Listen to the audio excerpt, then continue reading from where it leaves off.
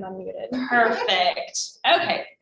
So we are going to talk about listings, but there's so much that goes into a listing, courting them, getting the listing appointment, and all the things, but we're really going to focus on the contract to close and compliance and kind of just work off of the contract to close with buyers that we had last week.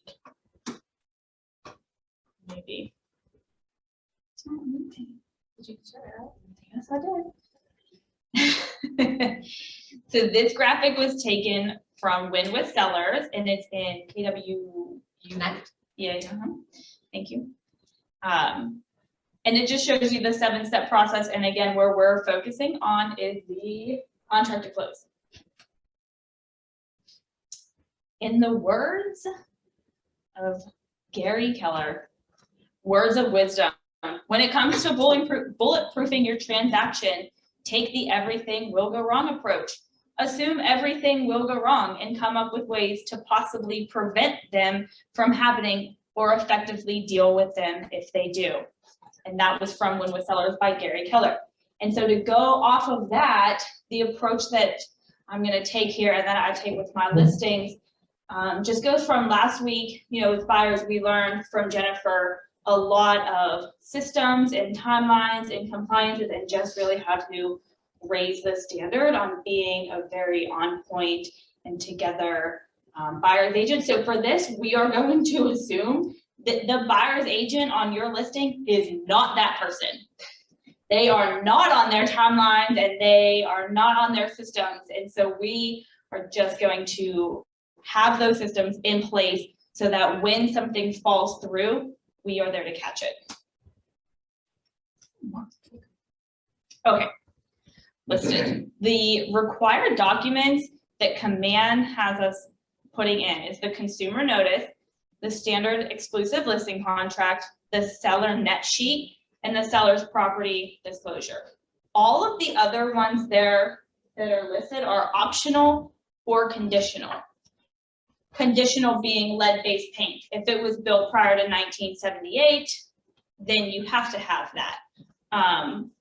The authority documents, if it is a person who has been deceased or it's a living will or a trust, then we need the authority documents. If this is an outside referral, you have to have your referral agreement in there so that the other agent can get paid their referral fee.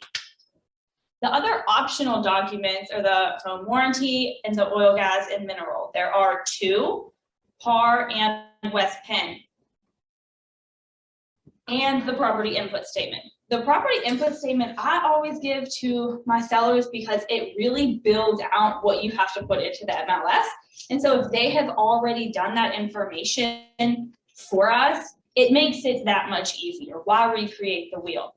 But the home warranty waiver and the OGM being optional, they are very few pages and we are signing so much paperwork. In my opinion, it's worth it just to do 1 or 2 more pieces of paper. The home warranty waiver is not the buyer's home warranty. This is a listing home warranty waiver that should something go on with the house, there is that protection plan for the seller.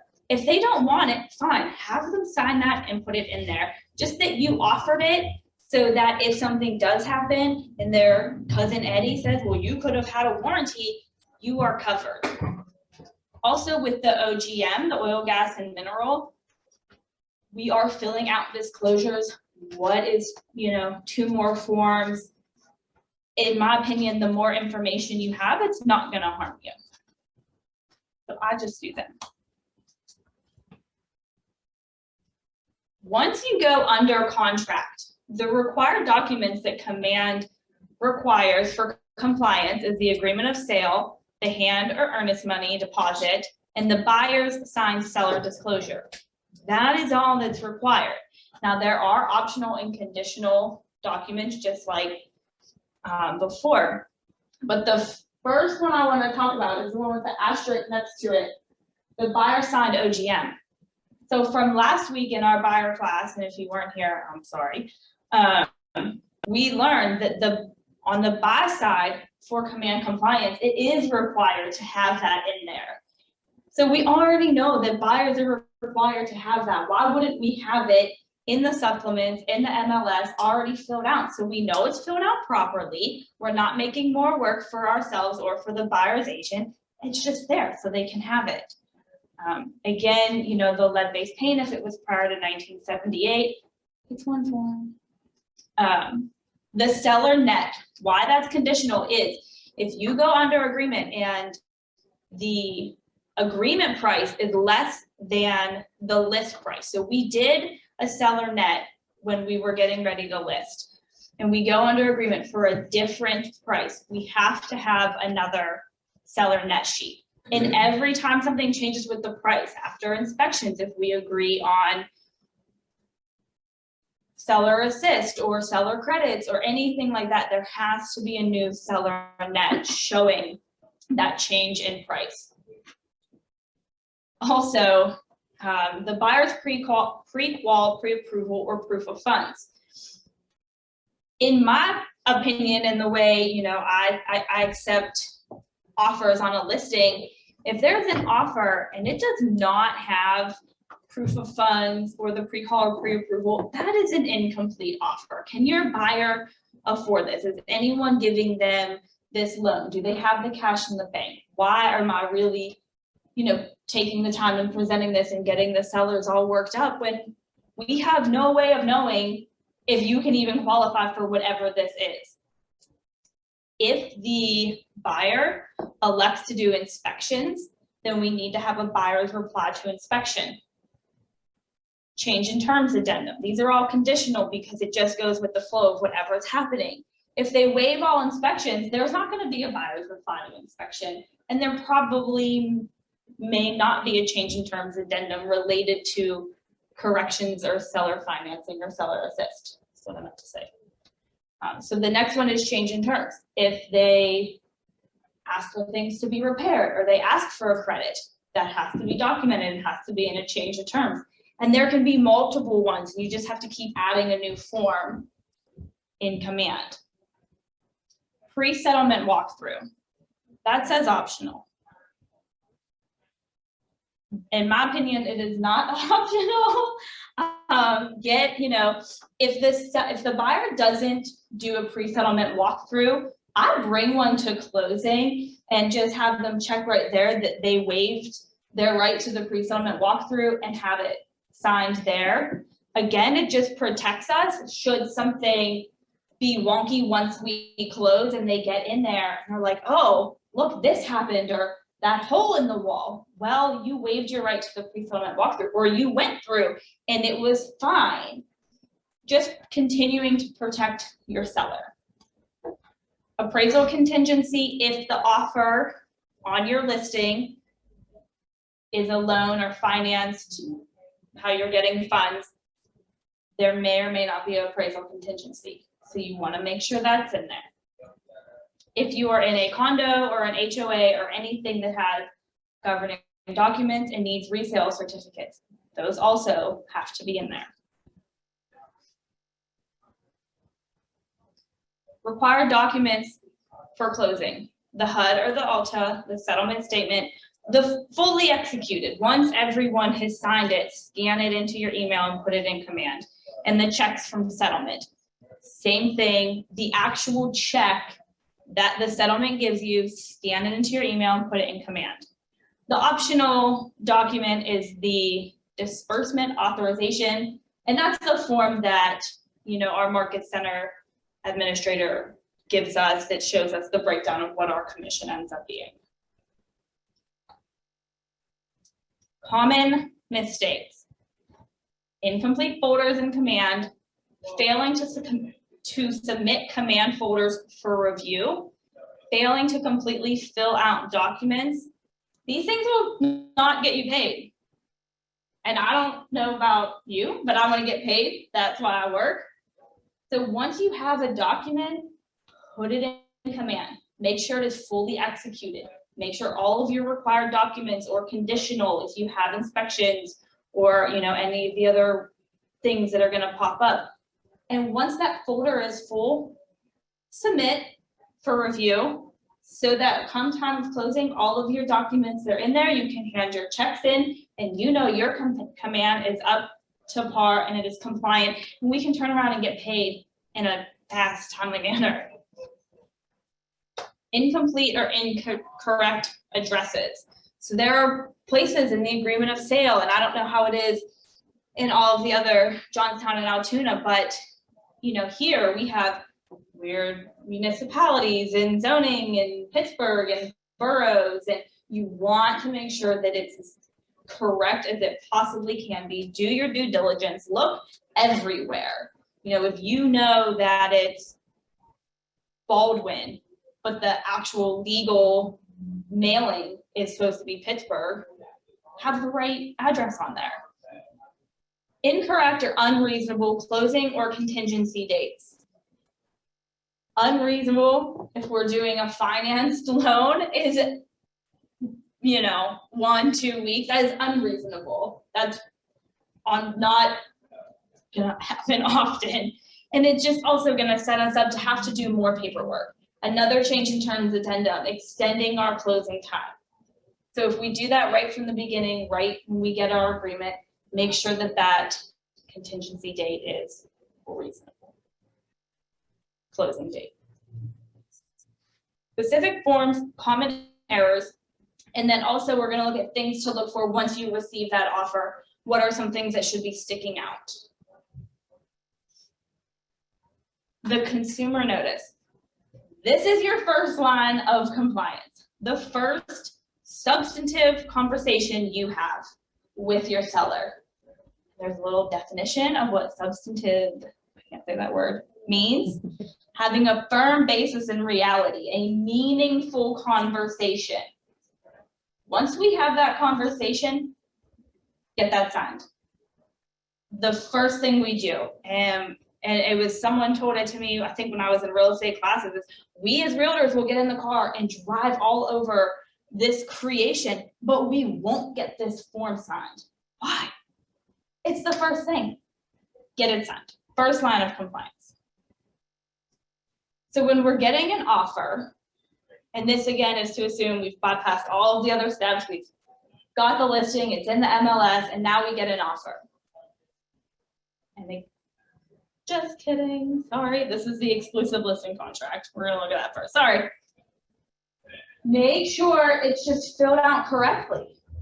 One, set the stage to your seller as to what type of agent you are. Yep. What is, there's a line on there, in the property section where it's like, erected. They're on. Yeah, Erected thereon. What is it asking there? Cause it doesn't ask like what year the house was built. So isn't it the type? I put the year. Yeah. And then I'll put single family residential, or I will put condo, or I will put duplex semi-attached. It's supposed to be more of like a property description, but I think the year and just like a little bit of info, kind of relating a little bit to the zoning, but not really. That's what I put. I've never had anybody question that, but really the listing contract is really usually only seen between the agent and their client. So that's usually what I put. Okay, yeah, because there is a separate question for when it was built. Yeah, so in that question though, if you're doing it in DocuSign and just filling it out, it will only let you put a number in there. It won't let you put words, so you have to create a text field so that you can put words in there. Okay. So I think it was maybe 2 years ago or something that something came out that it was also more than just the year. It was some type of property description. Also, kind of on that, like when you put in like your commission, where it says on the next page, so it's like, oh, seller pay like this much to the broker, or whatever the case may be, and it has like a dollar sign. So of course you would put a percentage because you don't know. Yep. So, so I guess what you said, so it don't let you put in a percentage mark, so you just create a text box after. Yep, so that's also, we'll do that in 1 second. So again, just making sure all of this information, I'm not pointing to right click from short, is correct. The top, your broker's information, your information, that should all be correct, you know that. The seller's information, the property information that we're selling, the list price. You have to have had a conversation with the seller to put that list price in there. Once they sign it, you can't go back and write something in, then you have to go and get initials. So we have to have already had the conversation as to what the list price is going to be. This first arrow, it's your length of your listing contract, how long your seller and you are contractually obligated to each other. Can be no more, right, than 1 year? That's right. Yep, can be no more than 1 year. So if you sign a listing contract for today, February 16th, 2022, and it's for 1 year, it would be February 15th, 2023. It would end at midnight or 11:59. The next one here is where you're gonna do your commission. So right here, there's a percentage there, the broker fee is, and then whatever the percentage is. And that's as a whole. So if you're the listing agent, my fee, unless negotiated otherwise, but my fee would be 6%. Because of that, I take 3 and I give the buyer's agent 3%. So it would say broker's fee is 6% of the sale price. And then where it says, and my admin fee or my office fee, people call it different things. I was very unaware that people call it different things. Broker fee, whatever. And that is just my standard pass through here. It's $200.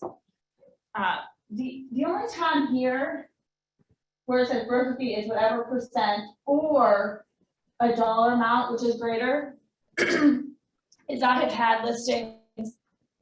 Some more water.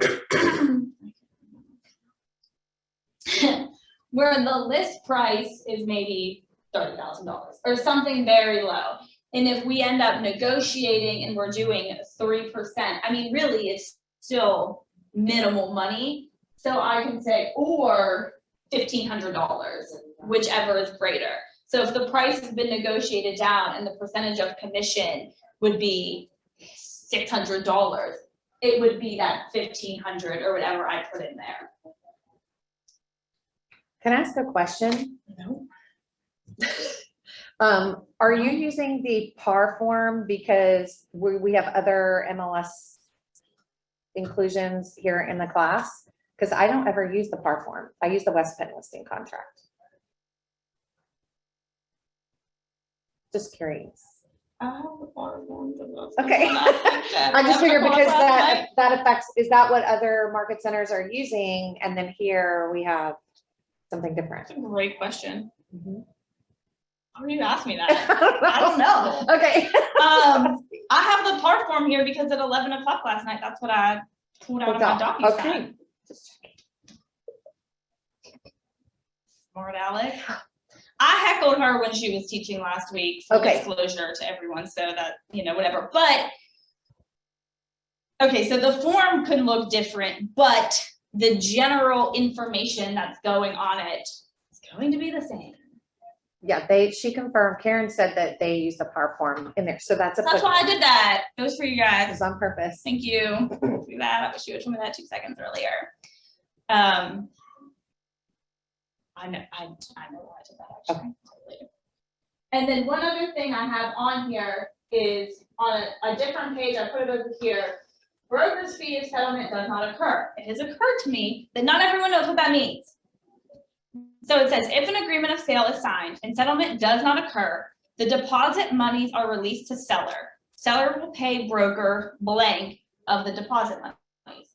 What that means is you go under contract. You're the seller, you have found a ready and able buyer and everything's moving along. They submit their hand money or earnest money on time like they're supposed to. And then at the 11th hour, a day before closing, they say, never mind, or whatever happens, but they terminate out of their timelines to do so. And the seller gets to keep that hand money deposit. What that's saying is of that hand money deposit, the seller owes you a percentage of that for the work that you've done to get them that far. And I typically put 25%. And then you terminate, you go back on the market or whatever decisions you make. But that's what that means.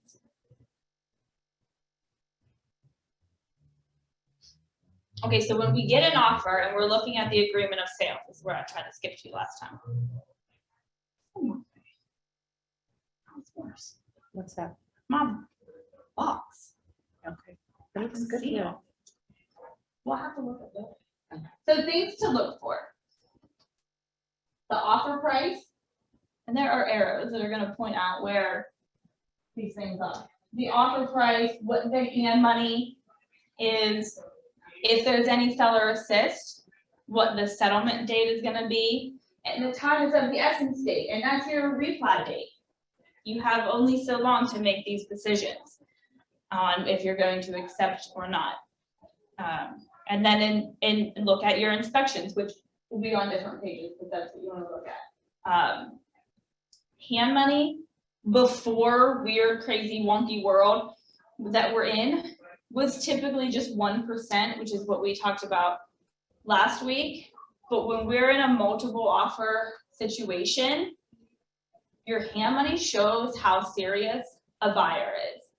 And so if we have multiple offers and one only comes in at 1%, but one comes in, maybe 3%, they're a little bit more serious, because what that means is, what that shows is they're less likely to just walk away, because they've got financial investment in that, and they're going to stay compliant in their timelines, and they're serious.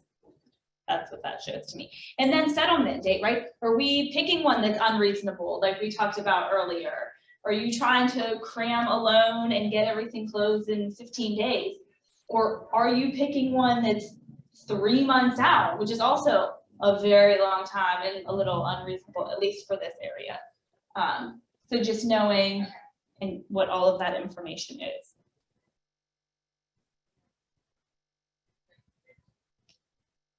The first arrow where it says zoning, in the MLS agent remarks on my listing, I will write what the specific zoning is. Because too many agents will just write residential. It's not residential, it's R1D-H or whatever our zoning is. I did go to the City of Pittsburgh Huh? website. I did go to the zoning map, because It's a good I interactive did map. went to go meet someone on the listing yesterday, and it just put an address and it put it right there at the top, and I said, oh, RDH. That's what I was talking about. Oh, yeah. Yeah. So they're not all that easy to find. Trust me, some of them, I've got 4 different maps open and I'm zooming and scrolling and trying to find common streets and moving. But remember, we are assuming that not all buyers agents are gonna be the way we're systemically trying to be. So we're gonna do that work for them. And I put it right in there in the agent remarks, R1D-H or transitional or whatever it is.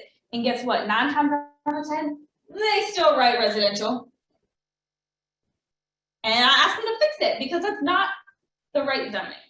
And it's in the MLS for you. But that's just me. We're also going to be looking at inclusions.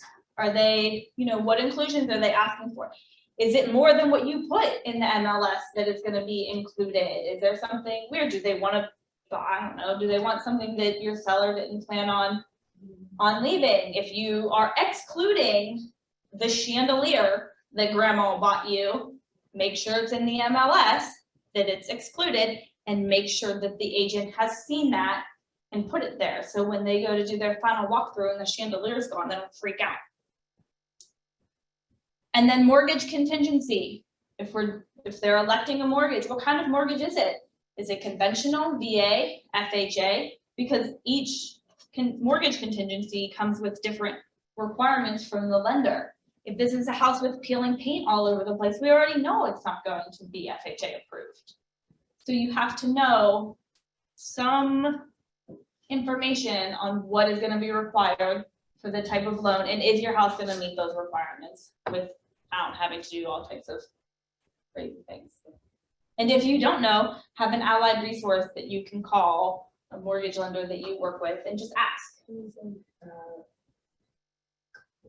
the cream, the color pink or something like that.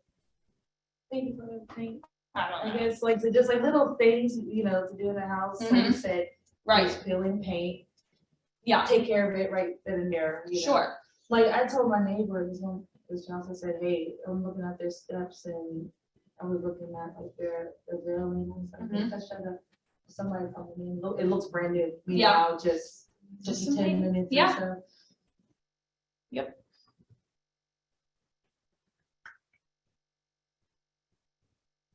I got a question. Yep.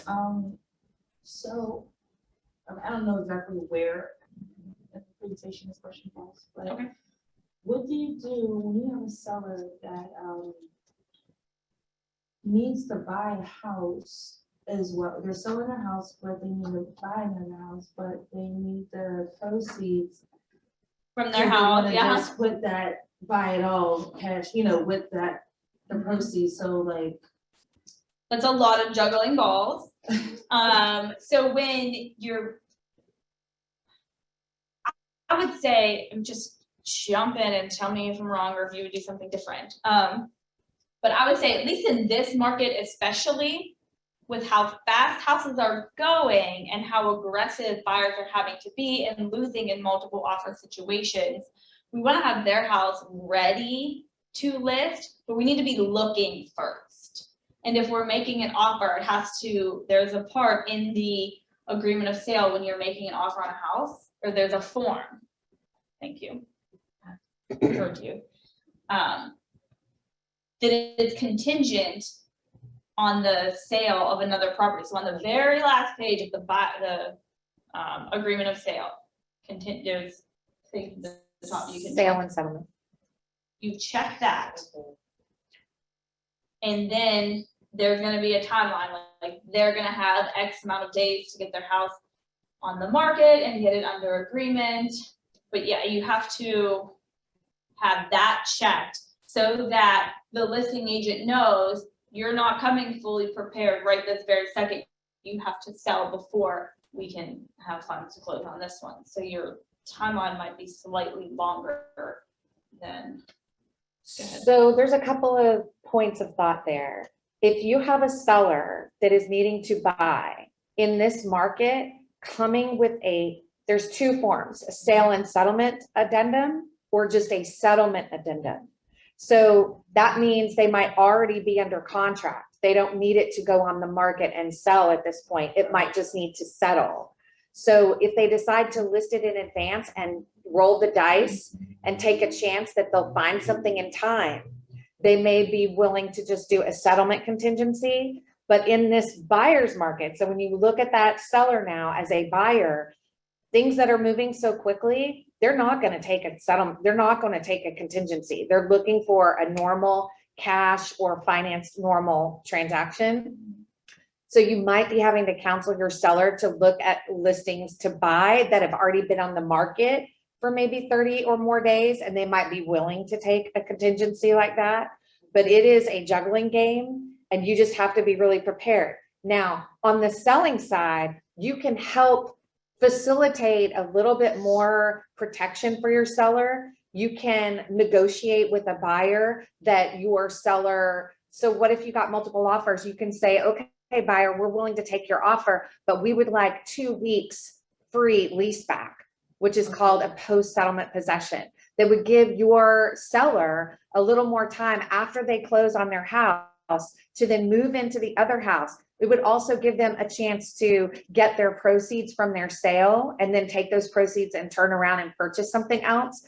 But they have to be ready to buy and know that they have something in mind, or they better be ready to rent an Airbnb because it depends on the house, but right now things just are selling quickly. Does that make sense? Yeah. But any of those addendums, if you're putting them in originally with an offer, you must check on the last page of the agreement of sale, any one of those little options there, if it's an appraisal contingency, a sale and settlement addendum, or just a settlement addendum. Okay. Thank you. Other things to look for in the agreement of sale is your contingency period. Is it the standard 10 days? Have they asked for a longer contingency? And then with the title and survey, you know, when is title being ordered? COVID had things weird. Jennifer spoke last week about the actual human who is down in our county building, like flipping through hundreds and hundreds of years of pages. So these things all take a little bit longer. Off to the left side, missing timelines is where things are gonna get crazy and your seller is gonna look at you. Again, we are assuming that the buyer's agent is not how we operate. And so as we're looking at these things, and if we go under agreement, what is our timeline for hand money? It's typically 5 days. What is our timeline for the written acceptance? When are they supposed to make full mortgage application? You wanna be reaching out if you're not getting any of these, if the buyer's agent isn't sending you or the lender that they've made full application. So you want to have, just like when you're the buyer's agent, you want to have, as the seller's agent, all of these timelines in your calendar so that you're keeping the ball moving on the buy side to protect your seller in the sale of this house. Kind of wondering, so when you guys get like a bunch of offers on one property, how do you present it to your seller? Like, do you create a chart and say, and throw them all there, like, okay, hand money, this much, and just so it's all on one sheet? That's really. There's a par form for multiple offers. I don't care for it personally. I created my own spreadsheet that breaks out the main negotiable terms. So you may have one sheet with multiple offers on it that has all the different terms so that the seller can see a bird's eye view of all the offers, but you are legally required to present the offers in writing to your seller. So you must send them the agreements and the applicable addenda as well as that top sheet. But the conversation you're going to have is typically going to be going over the main terms. But yeah, they really want that. They really want you to organize that for them. Yeah, right. So Can you send you send a them all of the things, but That top sheet. I mean, that's a lot of information to be sifting through and looking through as someone who's not used to just Yeah. zooming in on the things to look at or knowing what all of it means. So I have used and borrowed or stolen her spreadsheet and I just use that. As the listing agent, right? So we know that the buyer's agent is responsible for their timelines. We are keeping an eye on those timelines, but as the listing agent, we are responsible for any municipal requirements, condo or HOA requirements. If there's a resale certificate that needs to be ordered for a condo or HOA, we need to have the governing docs so that the buyer has the chance to view them.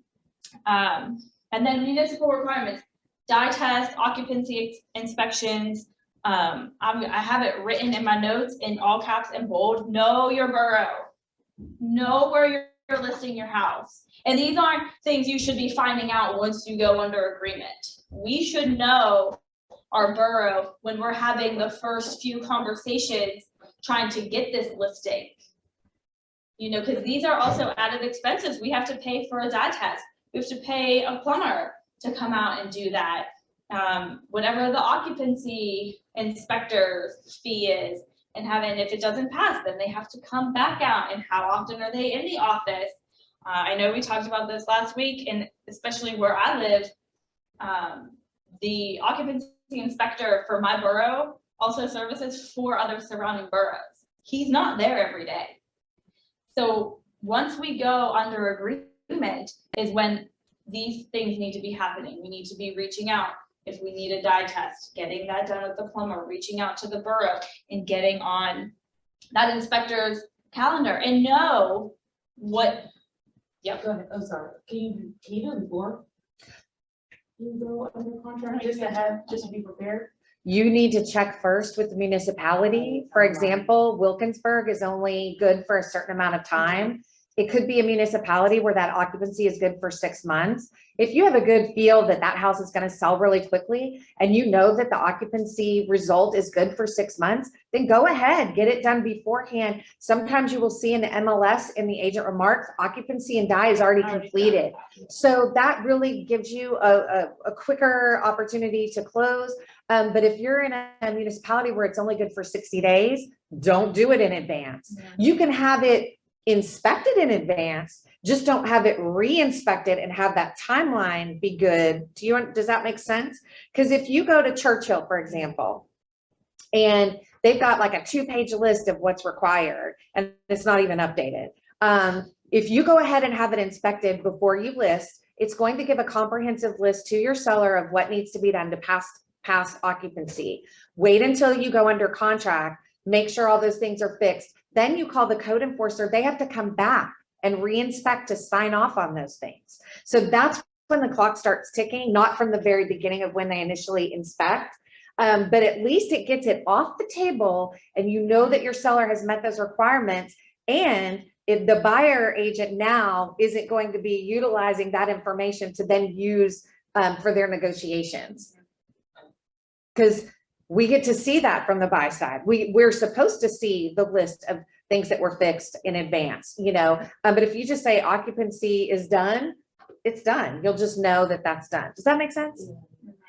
Yep, but that's, keep those timelines. It says it right in there, you have so many days when things have to be ordered and, whatever, in the agreement of sale.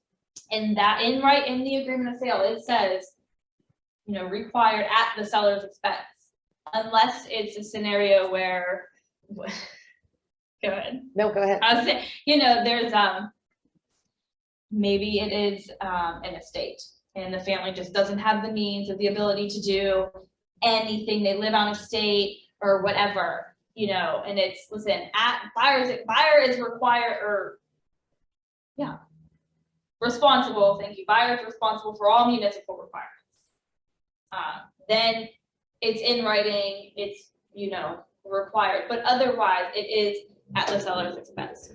Okay, I think this is really important to mention here because I just went through this. I'm literally on a closing last Friday. So if you have a listing and your seller knows in advance that they're not able to be responsible for it, you as a listing agent need to make sure in the agent remarks in MLS that the seller is not doing that. A buyer is responsible for those things. And when you get the agreement of sale, you want that on the last page of the agreement that says per paragraph 15, buyer is responsible for all municipal requirements, not the seller.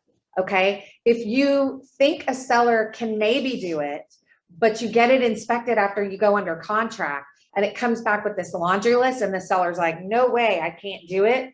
Per the contract, within 5 days of having the occupancy inspection done, you must deliver the results of the occupancy inspection to the buyer's agent and either say seller is going to do this or seller is not going to do this. Now, what do you want to do?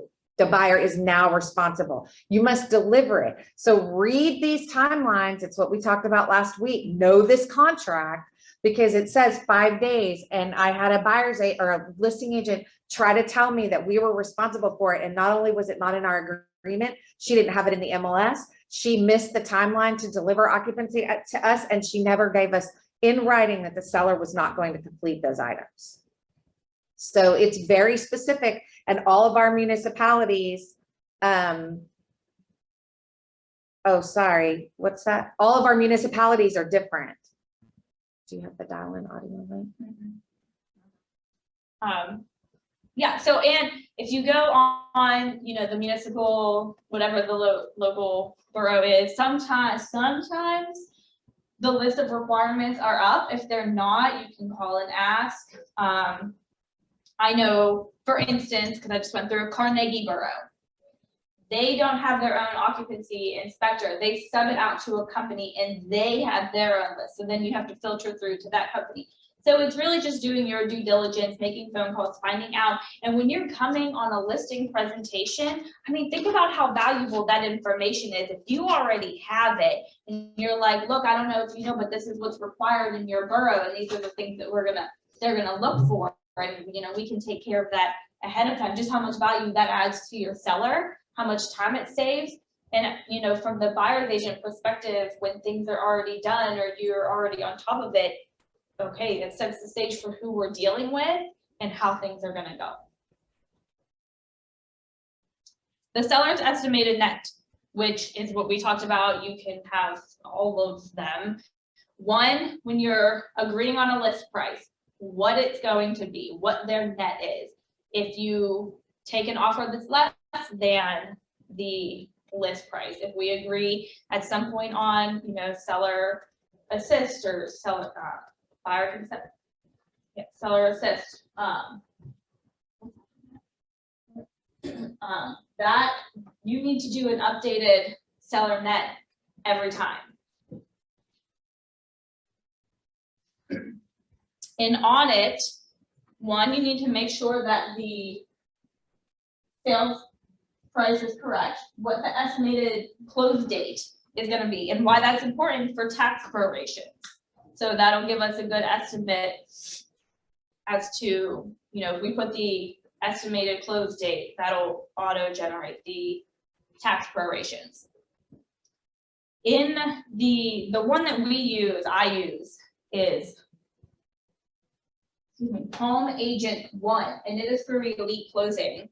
And they have a whole, we talked about it last week too, because we do it for buyers. But you can type in the address and it'll auto-populate what the taxes are. You can click by millage or any other way to find that information, but you can get pretty accurate information on there. And then you also want to make sure that your commission is on there, and it'll sit. Sorry. Just kidding, it's okay. Down at the bottom, the buyer's broker fee and the listing agent's broker fee, because that's what we talked about in our listing contract. You need to make sure that's on there. You need to make sure that your admin fee is on there. If the seller has agreed to purchase a home warranty for the buyer, you need to make sure that that is on there and taken out. Is there a loan? As best of information as we have as to what the payoff is. Put that information on there so that they can get an accurate idea of what they're going to net at closing, because that's what matters most to them. Like, what is their bottom dollar? What are they walking away with? That's what they want to know.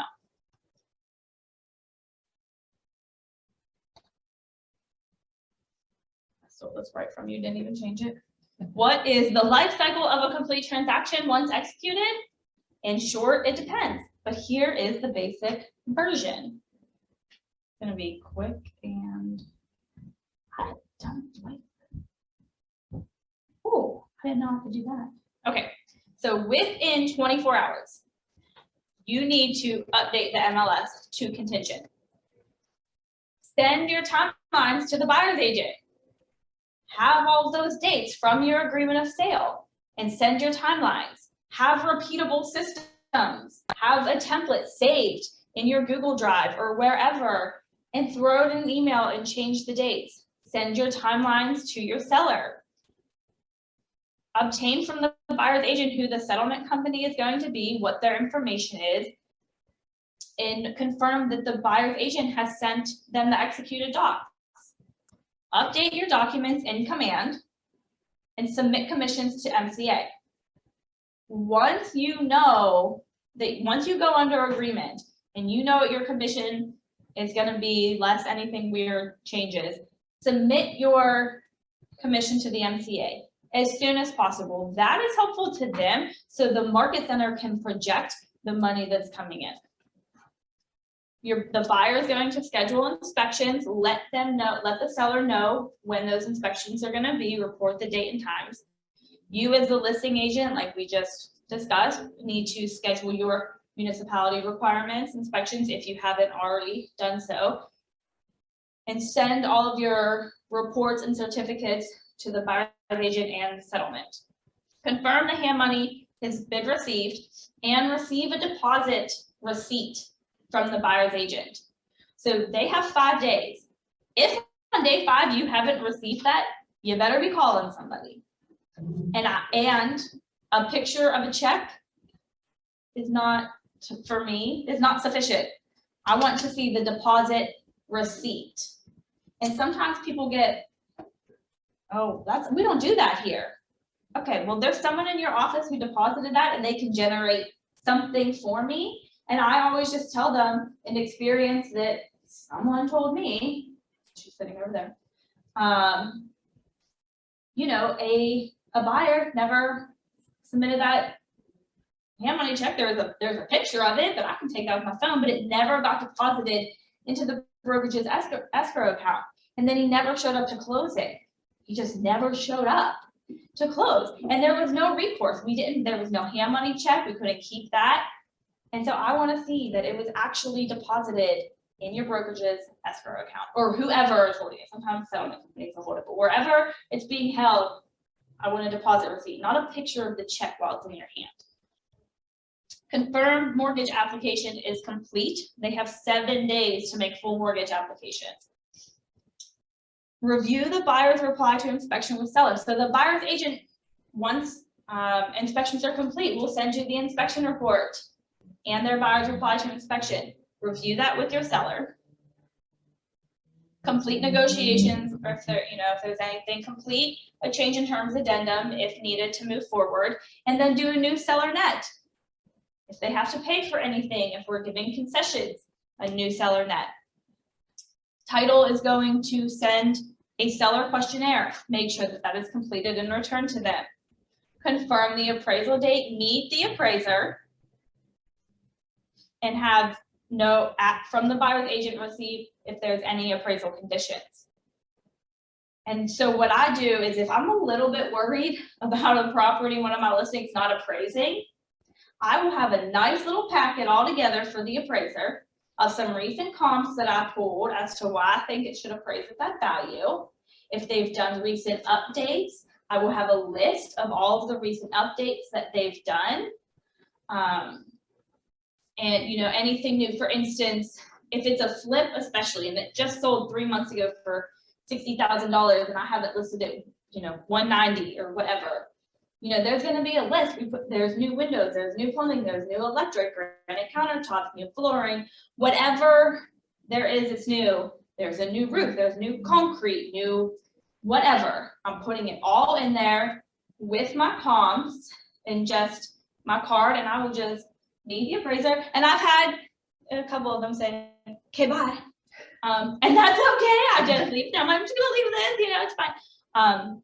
Whether they look at it or not, I don't know. But I have always had success in them appraising. So maybe it's luck of the draw, maybe it's priced correctly, maybe it helps a little bit.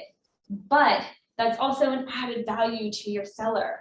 You're not just out there hoping and praying that this number your seller randomly picked they wanted to list for is gonna appraise.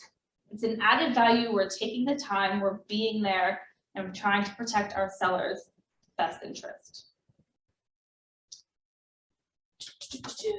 Weekly check-ins with seller, settlement, lender. We want updates. We want to make sure everything's moving along. Obtain utility information from your seller, which we would have done earlier, but since this is just contract to close, and we're going to give that utility information to the buyer's agent so that they can have scheduled all of the utilities to be turned on, and having that conversation with your seller to make sure you have the utilities turned off. And yes, okay, yeah, then I will schedule what, the day? I do the day after. But what might seem like common knowledge, yeah, have the utilities turned off. I had a seller not have that scheduled to be turned off, although I told him to. He assumed that the buyers were going to have it scheduled to be turned on. Maybe purposefully, maybe in the mix of buying a house and moving in, they just didn't think about it. And when they flipped the light switch, the electric turned on and no one thought about it. 6 months later, he's calling me wondering why he got this multiple $1,000 electric bill to do Kane Light. And so I'm calling the other agent begging and pleading that we can work something out because everyone just kind of forgot to have things switched over. So, have that conversation with your seller. If you just assume that someone doesn't know, then you're just going to save yourself a lot of aggravation when they genuinely don't know and you have to answer the question anyhow. So have that conversation. Make sure you schedule to have the utilities turned off the day after closing. Submit your commission statement to settlement, confirm mortgage commitment, update the MLS to under contract, and have the pre-settlement walkthrough schedule. Now, we're not gonna schedule it as the listing agent, but we want to have that date, you know, I reach out to my buyer's agents. I'm like, hey, are you guys gonna be doing a pre-settlement walkthrough? We're closing in 3 days. We haven't talked about this yet. Under contract, schedule your closing. That's gonna be the buyer's choice for time and location. Make sure it works with your seller. The buyer's agent should be making sure it works with settlement. But again, you know, email threads with everyone in it saves time and aggravation. Order the home warranty if one is agreed upon. If you're the listing agent, you can order it. The buyer's agent can. I just do it. I usually just do it. So get that ordered. Do you recommend warranties for vacant houses? Like, if it's like newly renovated and.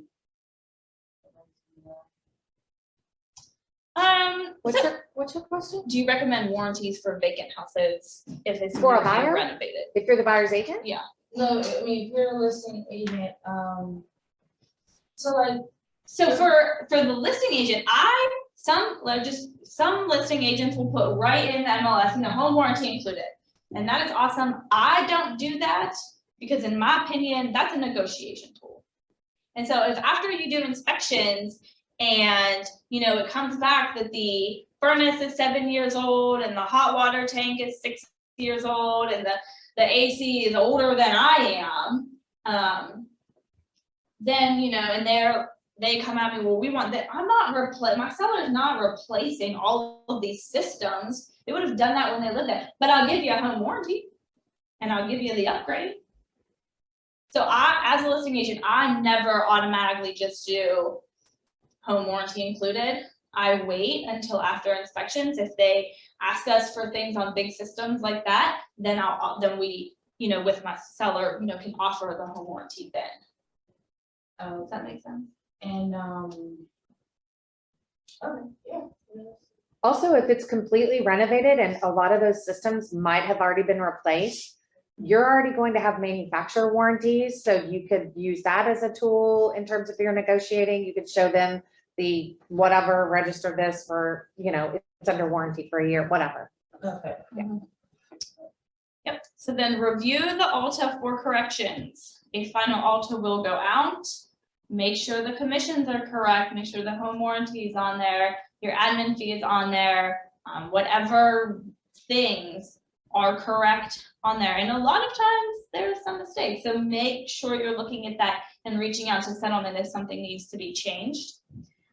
Also, another should be common sense, but make sure the sellers have cleared the homes of all items not conveying with the sale. I remember when Jennifer had buyers and she went to do the final walkthrough and they hadn't even started packing. I was on the phone with her. That's not a good look for anybody. So make sure you're having that conversation well in advance, but make sure that they have had their items cleared out. Receive from the lender the clear to close, and then obtain the pre-settlement walkthrough from the buyer. Again, I have a lot of times just taken it with me to the closing table. And I'm like, you know, either you did the walkthrough and you didn't fill it out, or you waived your right, or can you just sign this for me and I will make copies and give it to everyone to protect my seller. Systems and tools. Know your documents, which is what we talked about last week and this week. Know what's in the agreement of sale. Know what's in your listing contract. Know what your timelines are. Use email templates, right? We are going to send out the same email for timelines. We're going to send the same email to settlement, we're over and over. If you have it already in a Google Drive or wherever, you can copy and paste it and just correct the specific information. Create calendar alerts for your timelines. Review your documents thoroughly. Send weekly updates to all parties and receive weekly updates from settlement and lender you want to be kept in the loop. So when your seller is like, how's everything moving along? You're not like, I don't know. What do you mean you don't know? This is why you get paid. Develop a list of preferred vendors, like you talked about, the painting company or whatever. Things are going to come up. We're gonna need a dye test. There's gonna be weird things with the occupancy inspection or with the home inspection where you're gonna have to put a GFCI in and you're gonna have to whatever. If you have a list of preferred vendors, if your seller doesn't know anyone, you can recommend. Communicate. There's Megan's 3 C's, communicate. Consistency. Consistency, yours Mine was was communicate. Yeah. Consistency and communicate, we'll blend them both together. Under contract, closing gift, work hard, have that ready for your closing or send it in advance. Send your closing reminder to your seller, like over and over again. Make sure they know the day, the time, the location, over and over. Make sure they have with them their IDs. Confirm with seller and settlement that how they expect to be paid. I was just in a closing. I was on the buy side. The sellers expected a check. Settlement thought they were wiring it. No one knew what the other one was doing. So just confirm that everyone is on the same page. If you expect to walk away with a check, make sure that everyone knows that. Bring or know where all the keys, garage door openers, where everything is located. If there is a drawer in the kitchen and it has everything in it, know that and put it all there. When the buyers get to the closing table, they're gonna be like, oh, what's the garage door code? Where's the garage door opener? Are there extra keys? Where's the key to the ship? Have it all in one place or bring it with you. For closing, be on time, which means be early. Don't come rolling in late, that's embarrassing. It's sloppy, don't do that. Remove the lockbox from the door, which also a lot of people don't do. Take the lockbox off of the house. Remove the key. If the buyer's agent didn't keep the key from the pre-settlement walkthrough, bring it with you to closing. Return the lockbox to the office. Alana will thank you greatly. Submit the ALTA and settlement checks to your MCA. Make sure that your command has all of your documents that are fully executed and compliant, and make sure that they're submitted for review. Confirm that the MLS is updated to close and have the correct buyer's information. Buyer's name, buyer's agent, if there were any seller concessions, how much the sale price was, all of that goes into the MLS. Questions? Oh, they're right on time, I'm out of breath. Any questions? I can't see y'all anywhere else where you are. Minimized. Well, I mean, I asked my questions throughout. You're gonna come at me? No, not anymore. Thanks. Thanks for your help. Of course. Does anyone on Zoom have any questions? Jennifer will answer them. Come on, guys. I sent. No, so far, no. I mean, could you touch on the co-settlement possession again, Jen? On the, Post-settlement post-settlement possession, if you look at the form, the acronym is POS, if you search for it. It's a little bit of a tricksy form in that it allows the seller or the buyer to ask for, the seller to close on such and such date, but then retain possession till another date. The tricky part is it does mention insurance. And so you want to make sure that the seller maintains their homeowner's policy through the end of that date, right? So it will ask. That's the key. Yeah. It's the key. Yeah. And so you wanna, I think as a buyer's agent, I would want like proof of that somehow. As a listing agent, maybe Right. burn that over and over again, that the seller understands, because if anything were to happen during that time, they're still liable for any kind of damage because we have that clause in the agreement of sale. So that's post-settlement. Yeah, that's post-settlement possession. And there are two separate forms for sale and settlement addendum versus just a settlement addendum contingency in par. Does that make sense? Mhm. Yep. And Doug, I sent you, you're welcome to share with whomever, but I sent to both you and Amanda the spreadsheet that I use for breaking down multiple offers. It breaks down most of all of the critical points in the agreement of sale with few exceptions. I can't tell you how many times that saved my rear end catching a home warranty that might be on the last page that I didn't notice, or a change in just like the inspection timeline, but it breaks it down. So I emailed a copy of that spreadsheet to y'all. Thank you. Thank you, Jennifer. You're welcome. Does anybody have any other questions for Ally? Or Jennifer. Just kidding. This is I'm sorry. obviously, I think like last week, this is a quick and dirty. Yep. Doug, I'll have Ally make a copy of this PowerPoint so that she can share it with you as well. So that you can use the information here. This is obviously just a bird's eye view. There's a lot of nuance in between every single one of these steps, but the critical points here are going to help you, at least navigate a lot of the steps. Oh, thank you. I Yeah, appreciate that's what that. I was going over last night, was there was so much prior to receiving that offer on the listing that I just wanted to throw in, and we just don't have the time. So that's a whole nother 3 classes for a whole nother, separate time. Like I said at the beginning, is, courting that seller and this listing presentation and listing prep and just getting there. But just, for compliance sake and assuming that we've already gotten the listing, this was just a quick contract to close, keeping you and your office compliant. Yeah, we've talked a little bit here. I talked with Joe and Andrea about doing an intensive workshop on buy side versus sell side. We've talked about, should it be an overnight where it's just back-to-back days and just like a hardcore immersive. If anybody has interest in coming to something like that, I think what we're going to do is maybe try to book it and